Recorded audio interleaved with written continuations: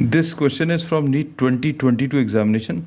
The statement of the problems is an electric lift with a maximum load of 2000 kg. 2000 kg के बाद ये लिखा है lift plus passengers. So 2000 kg is weight of the lift plus passengers is moving up with a constant speed of 1.5 meters per second. तो v की value 1.5 meters per second दिया हुआ है.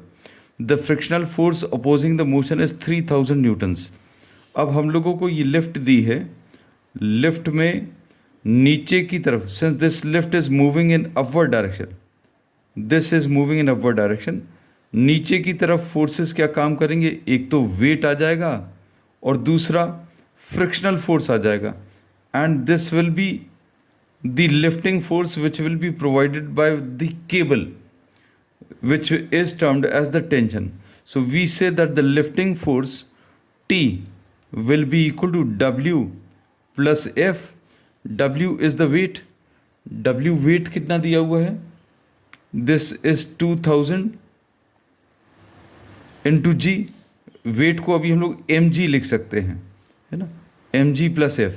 तो mg की वैल्यू हम इधर लिख दे रहे हैं इसको, 2000 into g की वैल्यू 10 है, प्लस f की value frictional force is 3000 newtons. तो ये सॉल्व करने पर 23,000 न्यूटन्स आ जाएगा. And the power will be equal to the lifting force into the velocity, क्योंकि पावर होता है work done divided by time.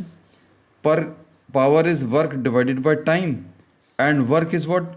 Force into the distance divided by time, और x divided by t को अभी हम लोग v लिख सकते हैं. So power is t into v. t कितना है? 23,000 into velocity is 1.5. अब इन दोनों को अगर आप मल्टीप्लाई करें तो ये कितना आ जाएगा? 2300 into 15, ऐसा कुछ आ जाएगा. अब ये सॉल्व करने पर power will be equal to 15 3 ज़ा 45, 4 15 2 ज़ा 30 and 4 34 3 4 5 00, and this is given in the second option. तो second option is the correct answer.